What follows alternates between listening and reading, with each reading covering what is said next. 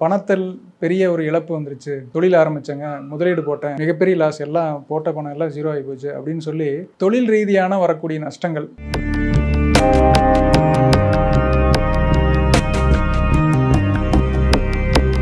நண்பர்களே, இன்னைக்கு நாம பார்க்க போறதுங்க, பணத்தில் பெரிய ஒரு இழப்பு வந்துருச்சு, தொழில் ஆரம்பிச்சேங்க, முதலீடு போட்டேன், மிகப்பெரிய லாஸ், எல்லாம் போட்ட பணம் எல்லாம் ஜீரோ ஆகி போச்சு அப்படின்னு சொல்லி எத்தனையோ பேர் வருத்தத்தில் இருக்கிறதையும் நம்ம பார்க்குறோம். இதனால பெரிய பெரிய ஒரு இன்னைக்கு காஃபி டே மாதிரி ஒரு பெரிய கம்பெனியில் நிறுவனர்லாம் தன்னுடைய உயிரை மாற்றிக்கிட்டதையும் நம்ம பார்க்குறோங்க. அப்போ 1000 கோடி ரூபாய்க்கு ஊரெல்லாம் பார்த்தா அவங்களுடைய கடைகள் தான் இருக்குது. ஆனால் அவருக்கு ஒரு பெரிய ஒரு வருமானத்தில் ஒரு இழப்பு வந்துருச்சு அப்படிங்கிறது எவ்வளோ பெரிய பாதிப்பு உண்டாக்குது. அது கோடிக்கணக்கிலே இருக்கலாம். இல்லை நான் ஒரு சின்னதாக ஒரு வியாபாரம் பண்ணிட்டு இருக்கிறேன், அதில் ஒரு 5000 10,000 நஷ்டம் அடைஞ்சிருச்சு அப்படின்னாலும் பாதிப்பு தான் இல்லைங்களா? அப்போ அந்த ஒரு வருமானத்தினால் வந்த இழப்பை நம்ம எப்படி கையாளுறது? இப்போ இன்றைக்கி சூழ்நிலை ஒரு பிஸ்னஸ் லாஸ் ஆகிடுச்சு. இன்றைக்கி நான் அந்த சூழ்நிலையில் நான் உட்காந்துருக்கிறேன். இது எப்படிங்க கையாளுறது? இல்லை நான் எனக்கு ஒரு வேலையை நான் இழந்துட்டேன், எனக்கு இருந்துகிட்டு இருந்த வேலை இப்போ எனக்கு போயிடுச்சு, எனக்கு வேலையை விட்டு நிறுத்திட்டாங்க, வர வேணான்ட்டாங்க.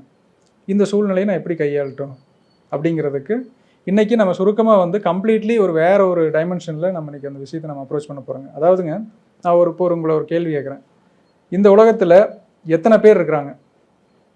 நீங்கள் வாழ்ந்துட்டு இருக்கிற உலகத்தில், நான் வாழ்ந்துட்டு இருக்கிற உலகத்தில் எவ்வளோ பேர் இருக்கிறாங்க அப்படின்னு ஒரு கேள்வி கேட்டால் என்ன சொல்லுவீங்க? 700 கோடி 800 கோடி பொதுவாக அப்படி தானே உங்களுக்கு தோணுது. ஆனால் நம்ம வாழ்ந்துட்டு இருக்கிற உலகத்தில் 2 பேர் தாங்க இருக்கிறோம். யாருன்னு பார்த்தீங்கன்னா, ஒன்று நீங்கள், இன்னொன்று பரமாத்மா.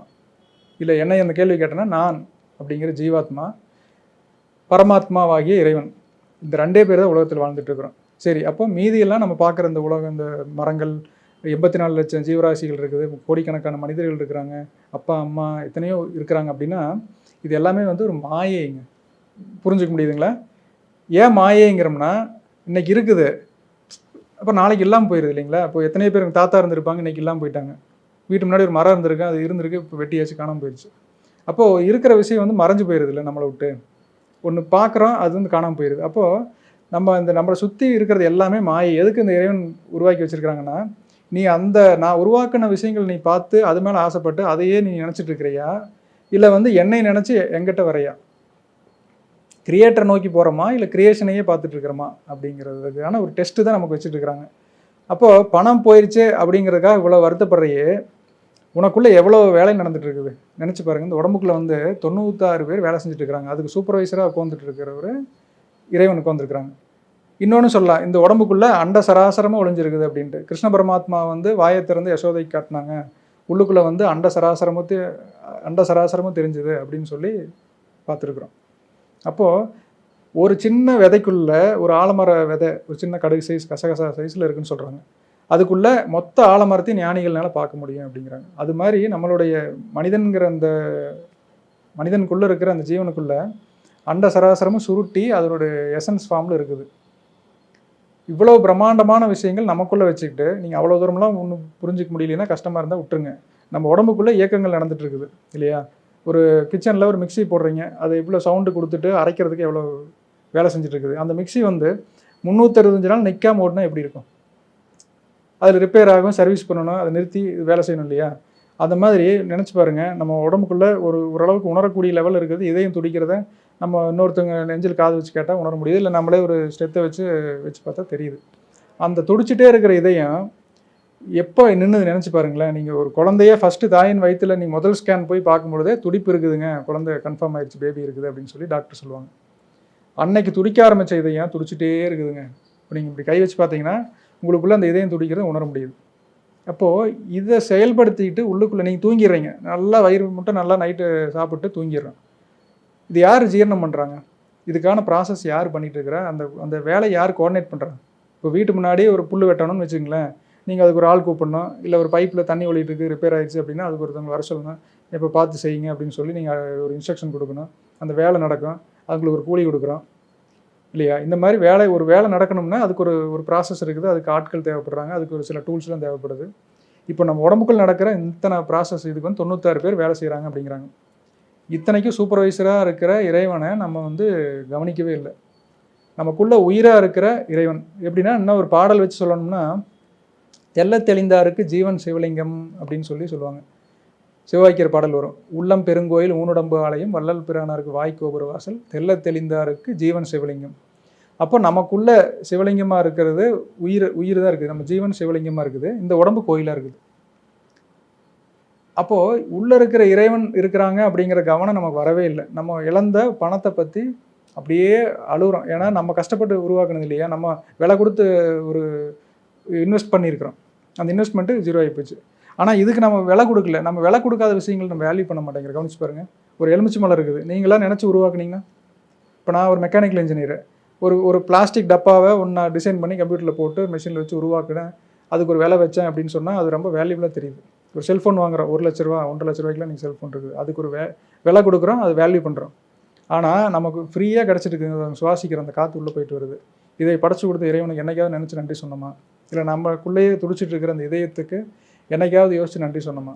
இல்லை. ஆனால் நமக்கு போச்சு, 1 கோடி ரூபா போச்சுங்க, 50 லட்ச ரூபா போச்சு பணம் போச்சு அப்படின்னு சொல்லிட்டு உயிரையே நம்ம விட்டுற அளவுக்கு நம்ம ஃபீல் பண்ணுறோம். மனநிலை கூட பாதிக்கப்பட்ட சிலருக்குலாம் டிப்ரெஷனுக்கு மாத்திரை சாப்பிட்றாங்க, தூக்கம் வராமல் போயிடுச்சுன்னு மாத்திரை சாப்பிட்றாங்க. எதுக்கு? அந்த கவலைக்கு. எப்போ கவலை வருது யோசிச்சு பாருங்கள்.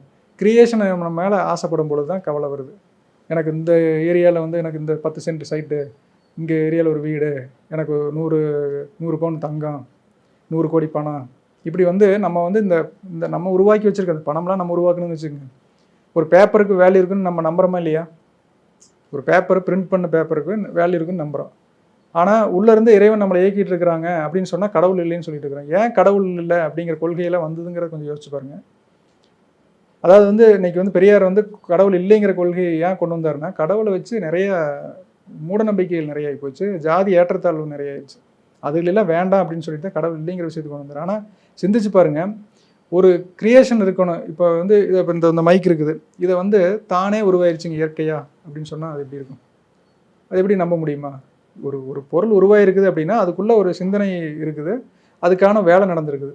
அப்போது நம்ம பார்க்குற இந்த உலகம் பிரம்மாண்டமாக சுற்றிட்டு இருக்குது, எங்கே அந்தரத்தில் சுற்றிட்டு இருக்குது, ஏதாவது ஒரு நூல் கீழே போகுதா மேலே வருதா, கரெக்டாக அந்த இதிலே சுற்றிட்டு இருக்குதுல்ல, இது தானே நடக்குமா? ஒரு பேராற்றல், ஒரு பேரறிவு இருக்கு இல்லையா?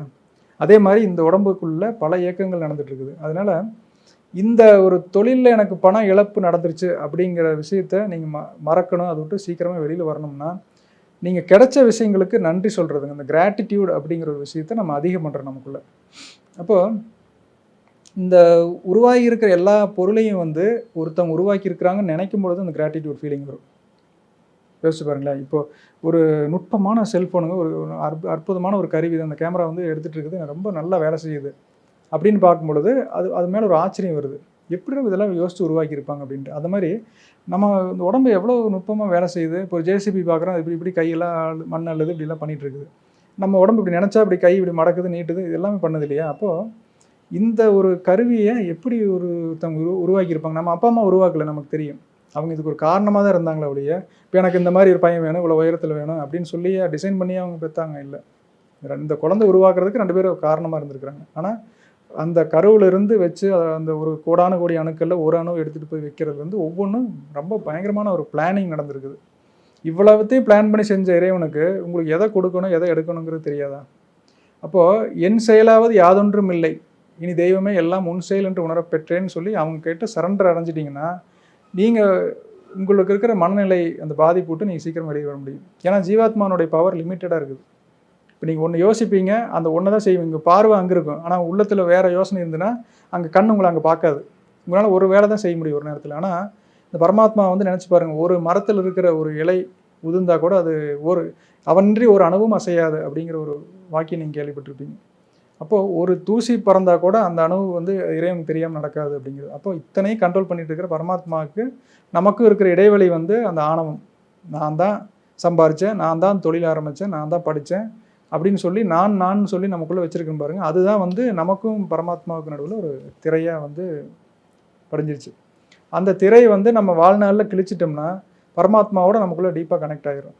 அதுக்கப்புறம் தெய்வமே என் செயலாவது யாதொன்றும் இல்லை பட்டினத்தார் பாட்டாருங்க. தெய்வம் என் செயலாவது யாதொன்றும் இல்லை, இனி தெய்வமே எல்லாம் உன் செயல் என்று உணரப்பெற்றேன். எல்லாமே நீங்கள் தான் செய்கிறீங்க, என்னை வந்து எனக்கு எது சரியோ அதை நீங்கள் எனக்கு கொடுங்க அப்படின்னு சொல்லிட்டு நீங்கள் செஞ்சு வச்சதுக்கெல்லாம் நன்றி. இப்போ நான் சுவாசிக்கிற காற்றுக்கு நன்றி, எனக்கு கிடைச்ச உணவுக்கு நன்றி, இந்த உடம்புல இவ்வளவு இயக்கங்கள் நடந்துட்டு இருக்குது, ஒவ்வொரு உறுப்புகளாக நினச்சி நன்றி சொல்கிறீங்க. உங்களுக்கு உதவி செஞ்ச அந்த தொழிலுக்கு வரக்கு உதவி செஞ்சவங்களோ இல்லை எத்தனையோ பேர் உங்களுக்கு கடன் கொடுத்து உதவி இருப்பாங்க, அவங்களுக்குலாம் நன்றி சொல்லுங்கள்.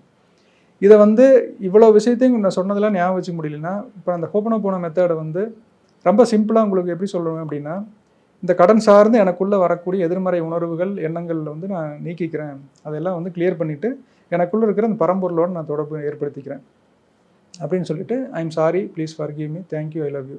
எனக்குள்ளே வரக்கூடிய எதிர்மறை எண்ணங்களுக்காக நான் வருந்தி மன்னிப்பு கேட்கிறேன், என்னை மன்னியுங்கள், நன்றி, நான் உங்களை நேசிக்கிறேன் அப்படின்னு சொல்லிட்டு, நான் இவ்வளோ நாளாக பணத்தை நேசிச்சுக்கிட்டே இருந்தேன், இப்போ நான் வந்து இறைவா உங்களை நான் நேசிக்கிறேன், thank you, I love you, thank you, I love யூன்னு சொல்லி திரும்ப திரும்ப நம்மளுடைய எண்ணத்தை நமக்குள்ளே இறைவன் மேலே வைக்கும் பொழுதுங்க, அந்த பணத்தினால் வந்தக்கூடிய இழப்பை நம்ம மறந்துடுவோம்.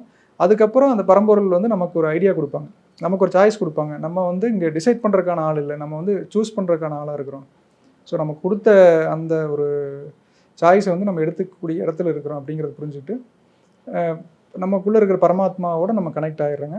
அதில் அண்ட சராசரமும் நமக்குள்ளே இருக்குது. இந்த பணம் போனால் அந்த 1 கோடியோ 100 கோடியோ அதெல்லாம் ஒரு பெரிய விஷயமே இல்லை அப்படிங்கிற உணர்வு உங்களுக்குள்ளே மாறி போயிடும். அப்போ நீங்கள் செய்ய வேண்டியது வந்து, இறைவா நான் உங்களை நான் நேசிக்கிறேன், நீங்கள் செஞ்சதுக்கெல்லாம் நன்றி, நான் உங்களை நேசிக்கிறேன், நன்றி, உங்களை நேசிக்கிறேன்னு சொல்லி திரும்ப திரும்ப நீங்கள் அதை சொல்லிகிட்டே இருக்கும் பொழுது உங்களுக்குள்ள அந்த பரமாத்மாவோட தொடர்பு நெருக்கமாக ஏற்பட்டுருங்க. சரிங்க, உங்களுடைய நேரத்திற்கு மிக்க நன்றி. மீண்டும் ஒரு காணொளியில் சந்திப்போம்.